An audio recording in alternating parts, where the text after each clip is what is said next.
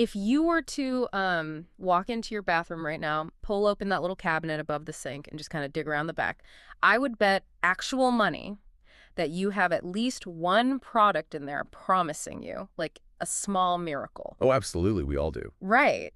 Maybe it's a hair serum that claims it's going to repair your split ends overnight, or maybe one of those high-end face moisturizers promising eternal youth. Yeah, the classic miracle in a bottle. Exactly. And if you actually scan the ingredient list on the back of that bottle, there's a very, very high probability you're going to see one specific highly marketed name pop up. It's just become absolutely ubiquitous in the beauty industry. I mean, Yeah. you really can't walk down a cosmetics aisle today without seeing it highlighted on, half the packaging. But the wild thing is, and this is what we're getting into today, the real story behind that little bottle of luxury serum sitting next to your toothpaste, it actually has almost nothing to do with beauty. No, not at all. It's actually a story about brutal desert survival, the mechanics of global climate strategy, and this massive multi-million-dollar economic engine completely run by rural women. So welcome to today's deep dive. Glad to be here. I was actually reading a source article for our discussion today, a piece titled Argania, the Resilient Spirit of the Liquid Gold Forest. And it mentioned that today is Tuesday, May 5th, 2026. Right, which means we are exactly 5 days out from May 10th, Yes! which is the International Day of Argania. Which, I mean, sounds incredibly niche at first glance, right? So our mission for you today is to unpack this specific source material to figure out how a single, tough as nails, tree native, almost exclusively to Morocco, connects your bathroom cabinet to literal global climate survival. It's a huge jump. It really is. And frankly, I just want to understand what makes this one specific botanical species so fundamentally important that the United Nations General Assembly decided, back in 2021, that it needed its own dedicated global observance. So, okay, let's unpack this. Where do we even start with a tree like this? Well, we have to start with the dirt, or rather the complete lack of it. Okay. Because before we can even begin to talk about the famous liquid gold that ends up in those expensive little cosmetic bottles, we really have to talk about the deeply hostile landscape that, forces this tree to produce it in the first place. Right. We're talking about the Argania spinosa, the Argan tree.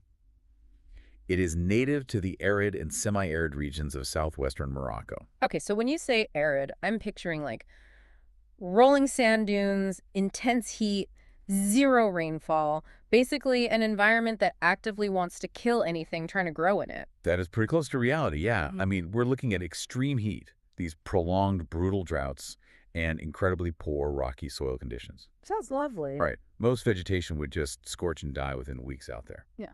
But the Argan tree, it routinely lives for up to 200 years in this environment. Oh, wow. Yeah, it doesn't just cling to life, It actively thrives. Wait, 200 years out in the open desert sun? How does a tree actually pull that off biologically? I mean, it can't just be magic. No magic. It's all about the unseen architecture. What do you mean by that? So the Argan tree develops this incredibly deep and complex root system. It plunges dozens of meters down into the earth just to tap into these hidden underground aquifers. Okay, so it's reaching way down for water. Exactly. And then above ground, it has this very dense thorny canopy. And that canopy is crucial because it casts a wide net of shade, which dramatically lowers the temperature of the soil directly beneath it. Oh, interesting. Yeah, so by trapping whatever meager moisture is in the air and preventing the sun from just, baking the ground, the tree essentially creates its own microclimate. Oh, wow. So it's basically building its own life support system out there. It is, and not just for itself either. Because it creates that shaded, slightly cooler microclimate, it allows a whole complex web of biodiversity to exist underneath it. Like other plants. Yeah, exactly. Yeah. The source text points out that it supports endemic plant species, meaning, plants that literally do not exist anywhere else on planet Earth except in the shade of these specific trees. That is mind-blowing. And it also provides critical resources for the local communities too. Food, fuel from fallen branches, fodder for their livestock. Okay, I want to push back on something here, though, because the source material notes that in 1998, UNESCO recognized this entire ecosystem, which they call the Arganare, as a biosphere reserve. Right, the Arganary. Which is a pretty heavy-duty designation. Yeah. But, is this tree really the only thing keeping the desert at bay? I mean, there are other tough plants out there. Why is this specific tree the linchpin against desertification? What's fascinating here is that it all goes back to that massive sprawling root system we just talked about. The one reaching for the aquifers. Exactly. In these arid regions, the soil is incredibly loose. It's fragile. So when the harsh desert winds blow, or when you get those rare but violent flash floods, that topsoil simply blows or washes away. And the desert just takes over. Yes, the desert reclaims the land. But the Argan tree's roots act like this giant subterranean net. They physically grip the earth and hold it in place. Oh, wow. So they literally anchor the ground. They do. If you remove the Argan trees, the soil's structural integrity just collapses. So yes, it's not just a participant in the ecosystem. It is the physical foundation holding the entire region together. Okay, so we have this gnarly 200-year-old botanical fortress just fighting the elements every single day to keep the soil from blowing away. Basically, yeah. Logically, if you look at an environment that rough, you would expect the output to be equally rough, right? Like you'd expect some tough, bitter fruit or, I don't know, unworkable wood. Sure, that makes sense. But the absolute paradox of the source material is that this brutal environment yields one of the world's most luxurious, sought-after, and delicate commodities. The argan oil, Right. which the locals actually refer to as liquid gold. Liquid gold. And it isn't just used to make hair shiny either. The text really highlights that it has these deep traditional culinary uses. Yeah. People use it to finish traditional Moroccan dishes, and it's this highly nutritious cooking oil. Oh, absolutely. On top of that, it has medicinal applications. It's known for potential cardiovascular benefits and obviously skin health. But here is where it gets really interesting. And honestly, this part of the article made me stop in my tracks. The extraction process. Yes, the math behind producing this oil is just punishing.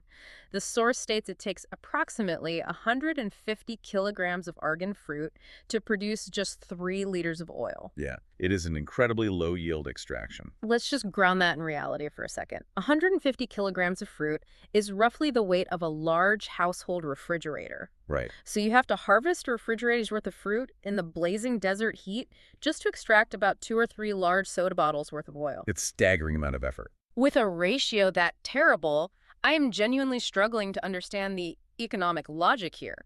I mean, why hasn't a massive international conglomerate just swooped in, bought up the land, bulldozed all the traditional methods, and built a fully automated factory to extract the oil more efficiently? Well, because the biological anatomy of the argan nut actively defies industrialization. Wait, what? Yeah, this is exactly why it earned the nickname liquid gold. Hmm. It's not just about the market value of the oil. It's about the fact that machines literally cannot easily do the work. Wait, we have machines that can split atoms, but we can't build a machine to crack a nut. I mean, you can crack it with a machine, sure, but you will ruin the oil in the process. Oh. See, inside the argan fruit is this incredibly hard, thick shell.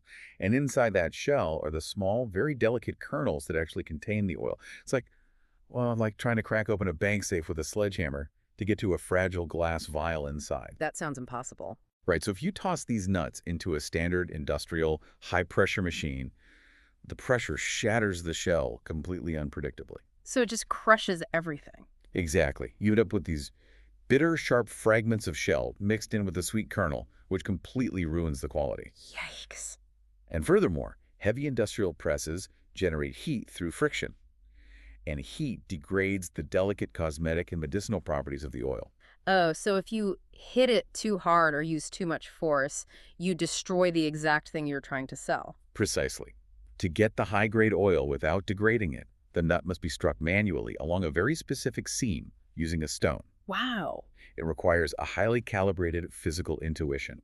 You have to know the exact angle and the exact force to use every single time. Which means the only way to extract the oil without destroying the yield is by hand. By hand, yes. And that biological quirk, like the fact that this nut completely resists automation, is the exact reason this multi-million-dollar global industry is entirely dependent on the specialized knowledge of the local people. Specifically, the local women. Right. The source article talks extensively about how deeply rooted this extraction process is in the traditions of the Amazi or Berber communities of Morocco. For centuries, cracking these nuts and extracting the oil has been the sole domain of women. The article even mentions it's so culturally significant that the oil is traditionally given as a wedding gift. Yes. So it's not just a commodity to them. It's like a central pillar of their identity. Yeah. And that knowledge of how to navigate the extraction process is passed down directly from mothers to daughters. It's a profound example of generational knowledge, and the global community actually recognizes that.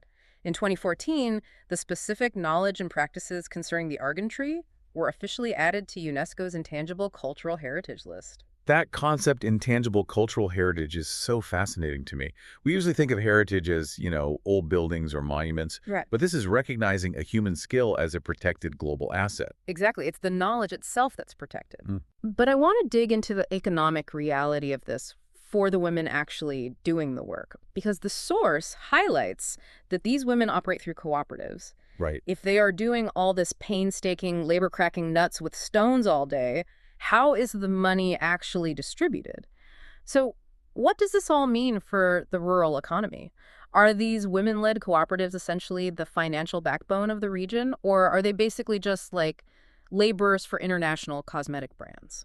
If we connect this to the bigger picture, the cooperative model is exactly what shifts them from being just laborers to being owners. Okay, how so? In the past, women might crack the nuts at home in isolation, and middlemen would just come by and buy the raw kernels for pennies on the dollar to process and sell abroad. Right, the classic exploitation model. Exactly. Yeah. But by forming cooperatives, these women pool their resources. They own the means of production now. They process the high-grade oil themselves and negotiate directly with the international buyers. So they are completely cutting out the middleman and keeping the profits inside the community. Exactly. And that is a transformative detail. When we look at the perspective of the Food and Agriculture Organization, the FAO, they view the Argan sector not just as a commercial supply chain, but as a socioeconomic engine. Wow. Yeah, the cooperatives drive significant job creation in rural areas where, frankly, employment options for women are otherwise incredibly scarce. But what does job creation and poverty reduction actually look like on the ground for an amaze woman? Because we hear those phrases thrown around in UN reports all the time, but they can feel a bit, sterile. Totally.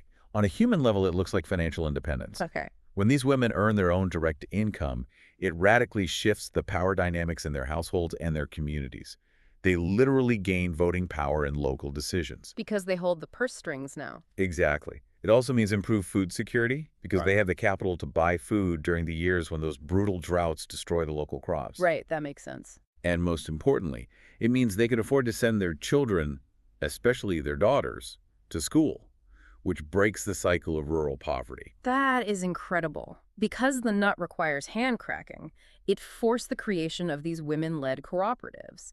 And those cooperatives directly fund education and local infrastructure. It's all connected. The article actually notes that this hyper-local practice perfectly aligns with the Global Sustainable Development Goals, or SDGs, specifically the ones targeting poverty reduction and gender equality. It's a rare scenario where a traditional indigenous practice organically achieves the exact developmental milestones that international organizations spend billions of dollars trying to implement. Right, and that socioeconomic success story, combined with the tree literally holding the desert back with its root system, is what elevated this from a Moroccan cultural treasure to a global symbol. Which brings us to the UN designation. Yes, the International Day of Argania. The source states the initiative to create this day was led by Morocco, which, makes obvious sense, but it was actively supported by over 100 United Nations member states. That's a massive coalition. Getting 100 countries to agree on any piece of paper is a diplomatic miracle. So are other countries looking at the Argan as a masterclass in how communities can adapt to climate change? Like, why do countries that have no desert and no Argan trees care so deeply about this one plant? This raises an important question, and the answer is yes, because the rest of the world is looking at the Argan tree as a survival blueprint. The source text actually describes the Argan agroforestry system as a masterclass in sustainable land use. Okay, let's break down agroforestry. That sounds a bit like textbook terminology. Is it really just planting trees next to a farm? No, it is much more integrated than that. An agroforestry system is a way of managing land where agriculture, forestry, and pastoral activities like raising livestock all happen in the exact same shared space in a way that they feed into each other. Okay, give me a visual of that. So you have the Argan trees providing the canopy. Right, the shade. Beneath them, the locals grow crops that are protected from the harsh sun. Then the livestock, like goats or sheep, graze under the trees and eat the discarded fruit pulp that's left over from the oil extraction. Oh, wow. And all the while, the tree roots are holding the soil so the crops don't wash away. It is a completely closed-loop system where human activity doesn't deplete the environment. It works within its strict limits. Okay, I totally see why 100 member states signed on to this. As global temperatures rise and erratic weather patterns just become the norm everywhere, other countries are looking at the Arganari and saying, hey, this community figured out how to thrive in a hostile, warming environment centuries ago. We need to take note. Exactly. It forces a massive shift in how we think about climate adaptation. For a long time, the dominant global assumption has been that we need to, invent our way out of the climate crisis. Right, like new tech. Yeah, we assume the solution will be some unprecedented new technology, like massive carbon capture machines or geoengineering. And the Argan tree challenges that assumption. Deeply. The Argan tree and the Amazigh communities that steward it serve as this living reminder that the best defense against climate degradation often relies on elevating and protecting indigenous knowledge. Right. These communities didn't need Silicon Valley to teach them sustainability. They spent centuries observing their environment and figuring out how to utilize a resource without exhausting it. That's such a good point. And as the global demand for Argan products continues to skyrocket, sustainable management of that ecosystem is under immense pressure. But the blueprint for how to manage it safely is already there. It was written by the indigenous communities. So celebrating the International Day of Argania isn't just about, clapping for a tree. It's about actively promoting these sustainable practices and telling the world that indigenous wisdom is a valid, scalable technology for climate resilience. Exactly. It proves that preserving biodiversity and enhancing human well-being are not competing interests. They are deeply dependent on one another. Let's bring this all the way back to you, the listener. We started this journey looking at a 200-year-old tree acting as a subterranean fortress, gripping the earth to hold back a literal sea of sand. Yep. We unpacked the, frankly, infuriating biology of a nut that requires a sledgehammer's force but a surgeon's precision to crack, resulting in the painstaking extraction of liquid gold. That magic oil. And we walked through how that biological quirk birthed a vibrant network of women-owned cooperatives. And these cooperatives are not only lifting up a rural economy, but they are offering the entire planet a blueprint, a masterclass in how to adapt to a changing climate. It is a remarkable progression from the harsh soil of southwestern Morocco all the way to the center stage of global climate strategy. It really is. So tomorrow morning, when you open that cabinet above your sink and you see the words Argan oil printed on a cosmetic label, I want you to remember what you are actually holding. It's a lot more than just a serum. Exactly. You are not just looking at a trendy beauty ingredient, you are holding the distilled result of centuries of Amazigh heritage. You are looking at a physical testament to women's economic independence, and you are holding a literal tool that is keeping the desert at bay. And looking at that bottle should leave you with a lingering question to think about. Which is? If one single, highly localized tree in the harsh Moroccan climate can offer such a comprehensive model for economic empowerment and environmental defense, well, what other ancient hyperlocal plants around the world might hold undiscovered liquid gold or essential climate solutions if only we take the time to step back, listen, and learn from the indigenous communities that have been protecting them all along?